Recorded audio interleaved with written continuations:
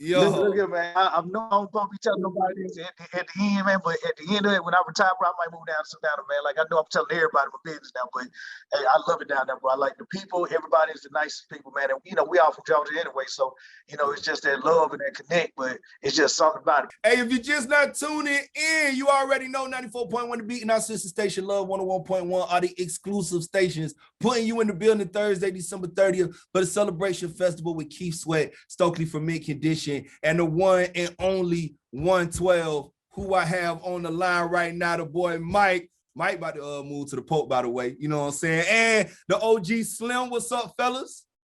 What's happening with you, bro? What's happening? Hey, man. Yes, Yeah. Hanging and maintaining. Now, first things first, for the folks that think it's a drill, I'd rather them hear from y'all out, man. Can y'all confirm y'all pulling up to Savannah Thursday, December 30th? Yes, sir. We can confirm that not only are we showing up on December 30th, we're showing up December 23rd as well for the 13th annual Feed the Hungry Christmas holiday dinner. 112 will be there to help bring out the food, help serve the food. We're just doing what we can in this Christmas season, man. So yeah, we can confirm that 112 will be down there on the 23rd and the 30th. Confirm. Yeah.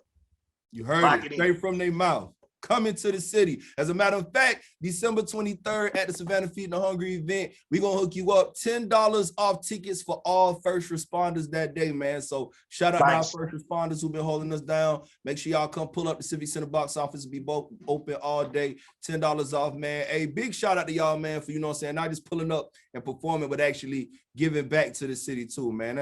That's hard, what I'm saying? Shout out to Mike with them Pope ties, man. You know what I'm saying? Hey, so man, look, man, I gotta pull up from a second city. I gotta represent from a second city. I'm coming, y'all. I'm coming. Yeah, he coming. So look, man, last time y'all were here, you know what I'm saying? Y'all put on the show every time, but y'all went hard last time. Last time y'all came, y'all showed up, y'all shared the stage with Jagged Edge. You know what I'm saying? Y'all went crazy. Then we had the pandemic, everybody was in the house. But I've come to learn that during the pandemic, man, y'all been working. I heard Slim, I heard you got some new stuff on the way. I heard the group as a whole got some new stuff on the way. As a matter of fact, if y'all don't mind, I'd like to give the people an exclusive real quick. Some new 112, if y'all don't mind. Let's go. Yeah, y'all want to introduce it to the people real quick? Yeah, man, this is our current single. It's called For Us on that new EP, 112 Forever, Mike and Slim. Y'all can check it out right now, but this is the new single. It's called For Us.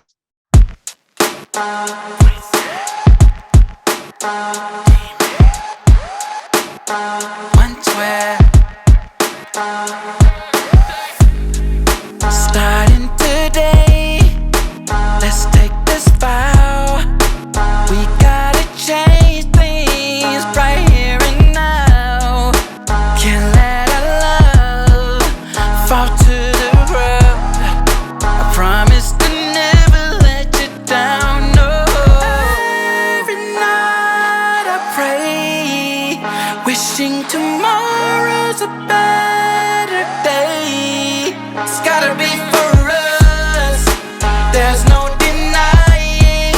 I'd rather fight or die trying.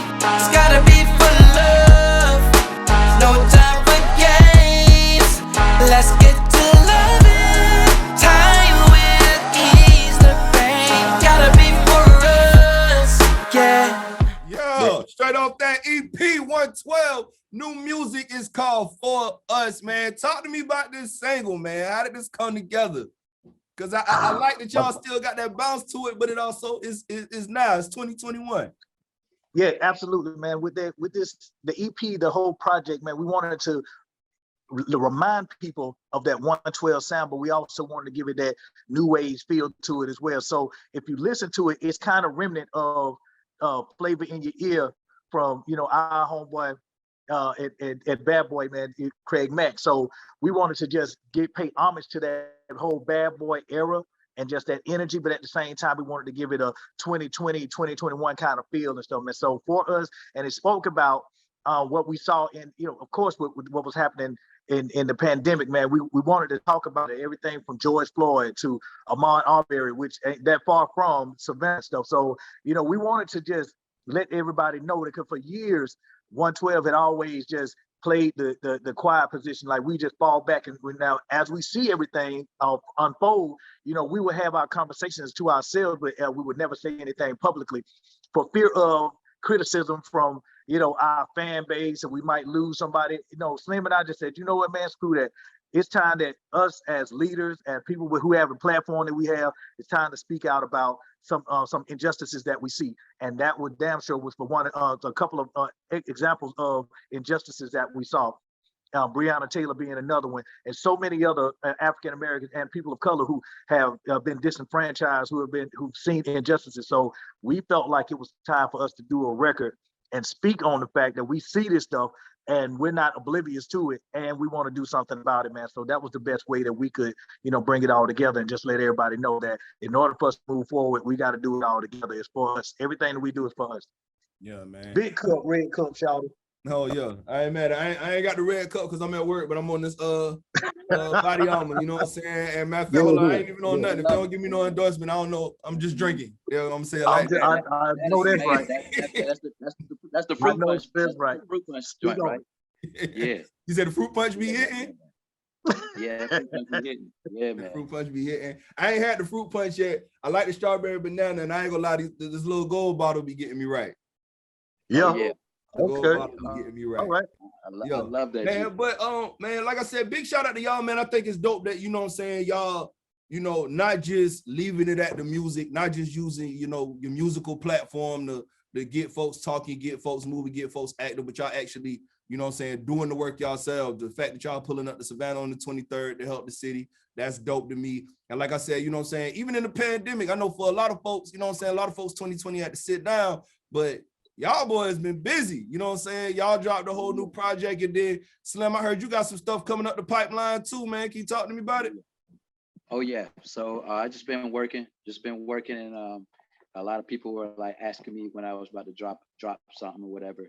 So of course 112 is my priority. So even before that, you know, I've been working with a lot of people. I've been working with a lot of people on this particular project. It's probably gonna be called For What It's Worth. And I think I got Eric Bellinger, I think I got Faith, I got Ty Dolla, I got some other people that's gonna be on the project. But even before, you know, that whole project is gonna be incredible. Work with some of the most amazing producers, you know what I mean? Some that are they've been mentioned for the Grammys and stuff like that. So, you know, big shots to all of them. I'm saying, but I think that me and Mike, we're gonna put up something. We're gonna put another single. You know what I'm saying? We're gonna put out something else just to let the folks know. You know what I'm saying? It's 112 forever, because you know what I'm saying. That, you know, that's first and foremost. And then you know what I'm saying. You know, I got to figure out a record that me and Mike can use if I get on this project too. So yeah, so don't be surprised if Mike singing the whole song. So at the end of the day, you know what I'm saying? Like, we just putting out records. I also have a Christmas. I put out 2 Christmas records throughout the. About them records. Yeah, I'm saying. So, I got a record called This Christmas, and I got another record called Christmas Wish. Christmas Wish was I wrote it. I helped, you know, co-wrote it with I don't know if y'all know about Blanco Brown, right? With the Get Up. Yeah. His brother's also one hell of a writer and one hell of a artist. Got together, and we got together with a Christmas Wish record, and this Christmas I worked with Guitar Boy, producer. You know, he's like he's nominated for a Grammy this year. So like, yeah, I was just putting out projects and, you know, just keeping the brand alive. It's about 112 forever, and you know what I'm saying. So that's what it's out right now. Yeah. So, yeah. Yeah, man. I love it, man. I love, you know what I'm saying? I love that y'all, what'd you say? I was like, for the record, I'm a Grammy voter too. So, you know what I'm saying? You got any artists that need to holler at me, I got you, bro. And y'all already heard Mike, man. Mike already be in the city. Better holler at him. Man, I'm a Grammy voter, man. You know what Oh, I'm saying? man. Straight like that. Need about 10 of them, you know what I'm saying? Hey like a man, y'all know how we get jelly. out, man. Y'all know how we get out. I'm just joking, man. But no, I really am a voter, and we just got finished voting for a lot of artists, man. And there's a lot of artists, there's a lot of blacks, and I'm gonna be honest with you, I was a little biased because all these artists that I know who have done a great body of work over the last, over the course of their careers, over 20 years, like Rough Ends and Brian Michael Cox being a producer. I just had to put them guys, man. So I already let them know. So the cat's out of the bag.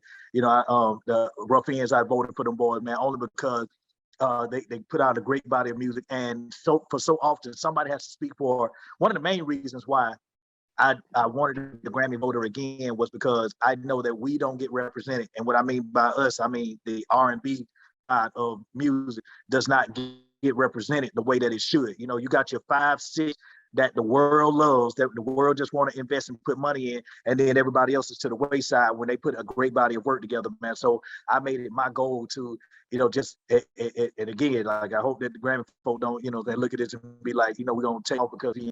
But I'm really doing it for a reason, and just make sure that I vote for every black artist that I possibly can vote for. Of course, you got to have a great body of work too. You ain't getting nominated unless you have a great body of work anyway. Yeah. So a lot of these artists, man, I'm just putting my vote in. I don't know how much of a difference that's gonna make, but at the same time, but enough people just look at R&B the way that it's and realize the impact that we made on music, and a lot of these genres wouldn't be genres if it wasn't for R&B. Then I think that it'll go a long way, and I feel like I've done my job, man. But definitely, I wanted to, I know we're taking a lighthearted, about this interview. We're very lighthearted about this interview, but I wanted to get serious for a second, just highlight the fact that a lot of R&B artists are overlooked, and I feel like whatever I can do, or whatever we can do to push that agenda forward, that's what I'm doing, man. So just know, black artists, if you're Grammy nominated, just know that I done voted for you. So there it is. Yeah, straight like that. Well, on the topic of great bodies of work, 112, it's no secret y'all got a great body of work. So I want to ask both of y'all individually. I want to ask, what are your top 3 records that y'all have done? What's your top 3 112 songs? Because everybody, anytime I ask somebody this question, everybody, the answers vary because y'all got a great body of work. So like, right, live from the men themselves, Slim and Mike, I want to know, what's Slim and Mike's top 3 112 records? Go first. And we're talking singles or albums? Singles, just a song. Okay. Just song. Okay. How about this, Prince? We're gonna start it off with day one. You know what I'm saying? Because we were blessed. We were blessed as probably one of the few only artists in our genre that came off the bat. The first single, you know what I'm saying? Only You, featuring the Notorious B.I.G. and Mace. Absolutely. You know what I'm saying? Like that. So that would have to be one. Which definitely album go triple platinum for the first. You know what I'm saying? First project record goes double platinum. Like that right there. That definitely put it would definitely put a plateau. Like, you know what I'm saying? We had a level that we always had to chase that level. Like it had to match that or surpass it. You know what I'm saying? So that go my one. What you say, Prince? Oh, I go anywhere. I'm all about impact. You know what I mean? And that was some talk. And here's a fun fact for you guys. Bad Boy, after we put out Love Me, Bad Boy, they liked it, but they felt like we was about to hit that sophomore jinx because it didn't take off the way that they thought the second project was going to take off. You know what I mean? And we told them, and the reason why I'm talking about this is because we told them, we know us better than anybody. We told them that Anywhere was that first single that needed to just take off. And we would have been double platinum, you know what I'm saying, it like in the first month, you know what I'm saying, of the album releasing and stuff. But now they wanted, they knew better than us. They knew our fan base better than us. We had just got off a tour with Bone Thugs and Harmony, Keith Sweat. We had just done one with who was it? We had Ron Isley, the first one. Ron Isley, and we was getting ready to go on tour with Whitney Houston and New Edition, right? So we knew our fan base. We had just got finished talking to them. They wanted something sexy. They wanted something hot. They wanted something that was emblematic of 112. So what we did was we told them Anywhere was that record, and they didn't listen. And so but they listened on the second. We were like, yo, and the record goes top 10 and then it goes platinum. So we can't be mad. So we can't be mad at that. I ain't mad at that. However, we would have been on some superstar, rock star status with that anyway. You know what I'm saying? And it eventually happened anyway. But we just know that impact of that anywhere was just so big, man. And here's a fun fact for you: that record actually written for Usher, and him and his people didn't want the record, so we took it. We was like, all right, we got a project coming out. We took it, and then history. You know what I'm saying? It's history now. You know what I mean? So I would say anywhere that'll be my first one. All right, here we go. I'm jumping back to the first project. Here we go. Cupid. Cupid. Name a group that, you know what I'm saying, where your third single makes your album go multi-platinum. Hey, yeah, that's great. Your third single, you know what I'm saying? Like, that was the first time I heard when they were talking about airplay, you know what I'm saying? We was over 100 million like people. You know, I was like, yo, this is out of hand, you know what I'm saying? Right. And the only reason why that record didn't go #1 because at that time Bad Boy was completely taking over the charts, and we were competing against our own, you know what I'm saying, our own label mates, Notorious B.I.G. at the time. So hey, you know what? Hey man, you can't be mad at that one. You know what I'm saying? I ain't mad at that. I'm not mad at it. You can't be mad. I like that too. You know what I'm saying? Like big #1, 112, #2. We'll take that. You know what I'm saying? You know what I'm saying? Hey man. Yeah. All right. So my second one, I would say It's Over Now. And the reason why I say it's over now is because of the transition. We went from being R&B crooners to overall entertainers on It's Over Now. Like, yeah, y'all ain't never seen us like choreography and dancing and the whole intricate thing that we were doing and stuff. And we actually put 9 months of work into 9 months and $250,000 later. We had money. Of our own money. We had went into the lab with Divine and Al and these two great choreographers here in Atlanta, and we just bunkered down, man. So we wake up, go to the gym, from the gym to rehearsal, and then we would stay in rehearsal for the entirety of the day, like 8 hours in the rehearsal, 4 hours in the gym. You know what I'm saying? You got 12 hours. You know, you done. You going back there right now. Yeah. Like, you're sore, you're hungry, and you're tired. You contemplate whether or not you can go home, or you just gonna stay at the studio and just sleep. You know what I mean? So that's the type of stuff we were doing, man. So, you know, and these young people nowadays, man, I you know, God bless them, man, but they ain't working the way we was working.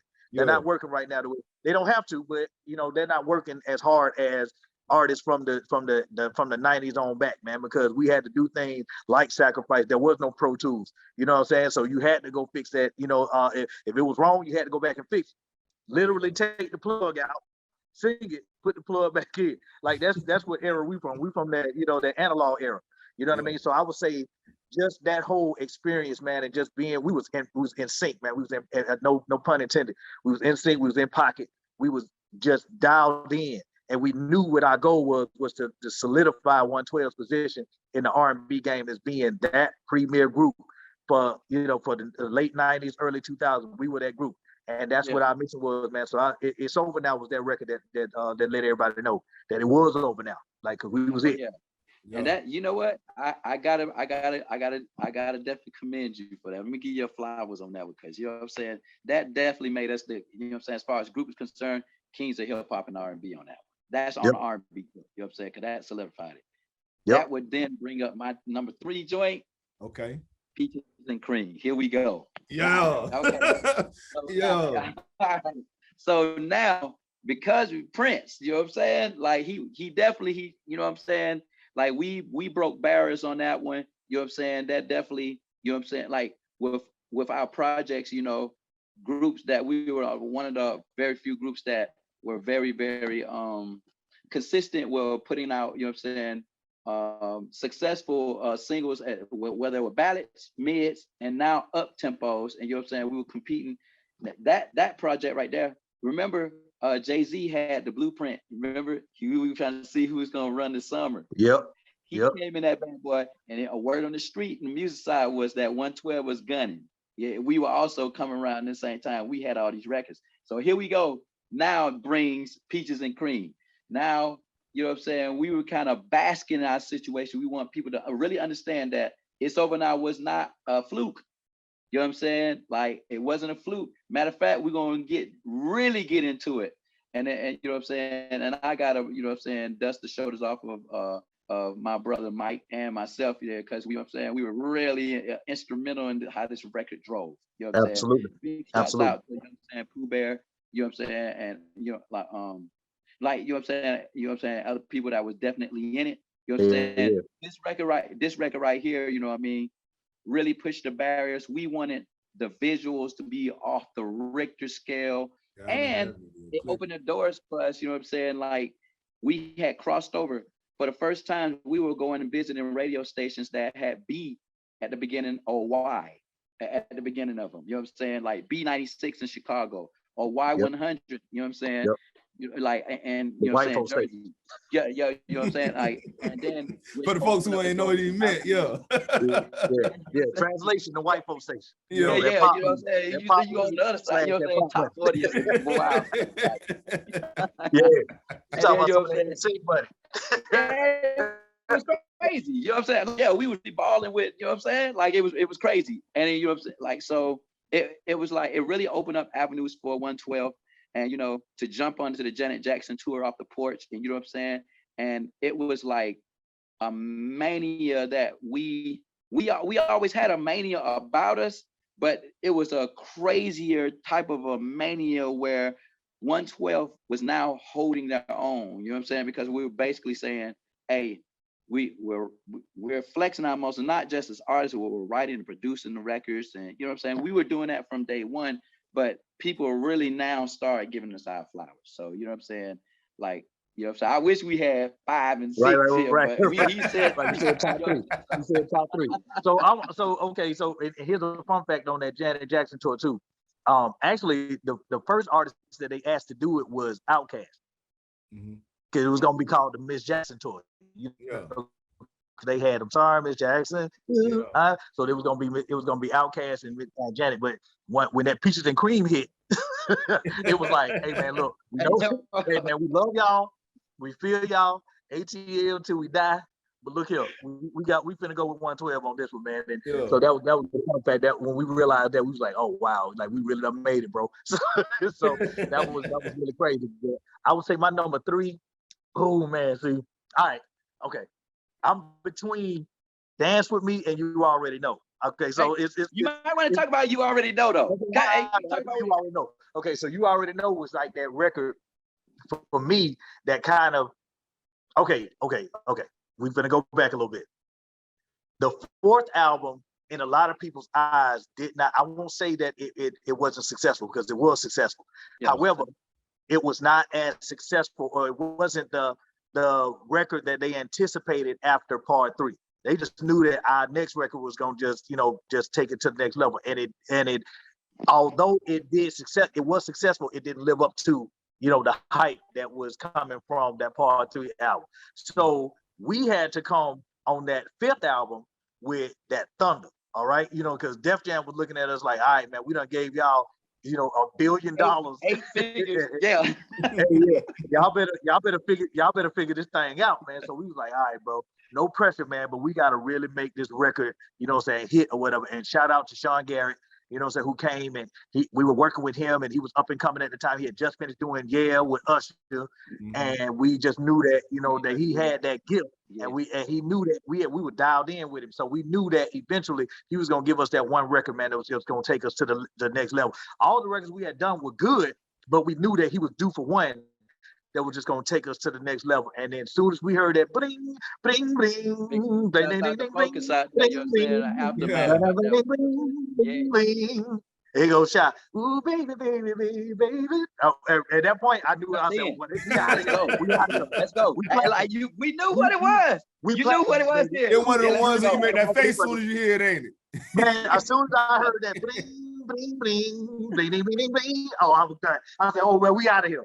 We couldn't say Mary Had a Little Lamb on the air, man. It was still been, it would have been hit at that point. I should have did it, man.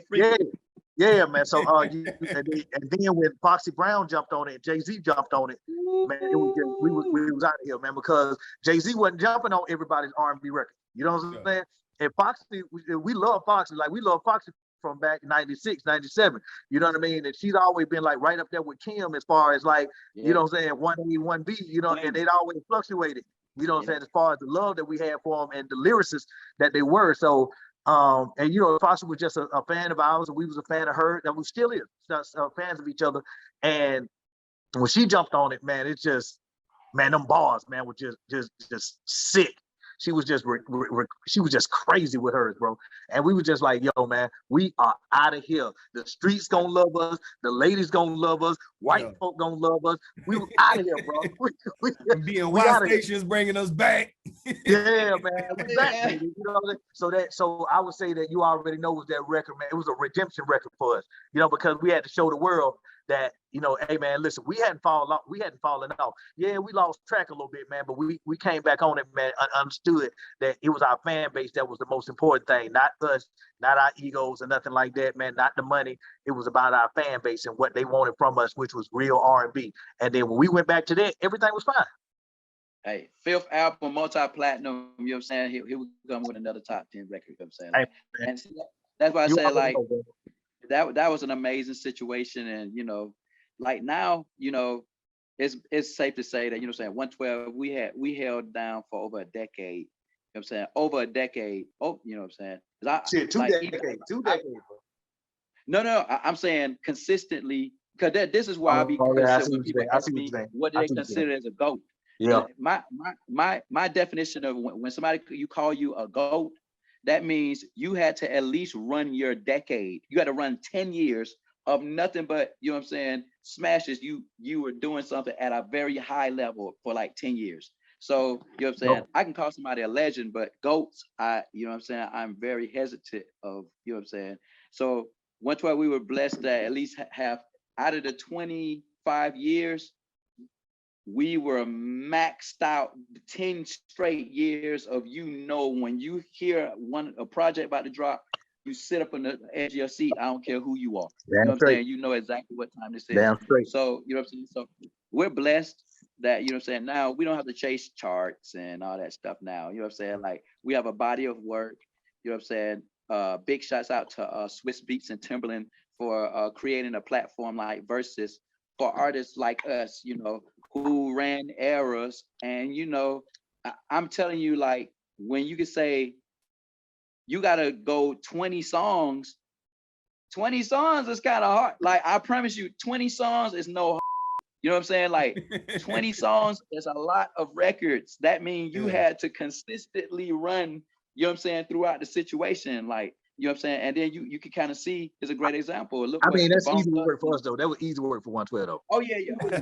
Well, we were blessed. You know what I'm saying? That was easy work for us, bro. Like, come on. Yeah, we were blessed. We were definitely blessed. You know what I'm saying? You have 14 top 10 records. Like, yeah, come on, man. Come on, bro. Come on. Yeah, but that's a blessing. That's a blessing. And you know what I'm saying? Like, and just for, I give shouts out to all the artists that definitely put in their craft, and you know what I'm saying, and ran errors. And you know what I'm saying? Errors, like, you know, it's one thing to have hit singles. It's a whole nother level to have a hit career. You know what I'm saying? So right now it's about giving back to the communities, and you're saying, like, where we are now, it's like, and giving back to the newer artists. You know what I'm saying? Like, so for me, it's like, it's amazing to see somebody, let's say like Lucky Day, right? I worked with Lucky Day 2011, but he wasn't going by Lucky Day then. You know what I'm saying? He was a writer. You know what I'm saying? Same thing with Blanco Brown. You know what I'm saying? Like, work with him with Polo. You know what I'm saying? Like, and it's crazy to see them now as being the ultimate of their era. You know what I'm saying? Lucky Days, now he's being nominated for a Grammy this year. You know what I'm saying? Amazing body of work. You know what I'm saying? Like, it's crazy. And then, you know what I'm saying? Of course, Blanco Brown, like, you know, everybody knows Get Up song. You know what I'm saying? Get up, get them going every time. You know what I'm saying? He dabbed straight from Bankhead Courts. You know what I'm saying? Like, that is crazy. That's crazy for us. You know what I'm saying? So Georgia bred, but you know, it's just a blessing. I mean, and now we'll be able to ride down to Savannah You know what I'm saying? And you know what I mean? And give back to the communities. Big shouts out to all of the armed forces that's out there. I know you are, you know what I'm saying? You all got it, you know what I'm saying? Like just everybody out there, you know what I'm saying? Like we just about positivity. We can't wait to come out there. We can't wait to, you know what I'm saying? You know, just go down memory lane and just we just can't wait, man. Run all them hits. All them hits. All them hits, man. All them hits, baby. Yeah.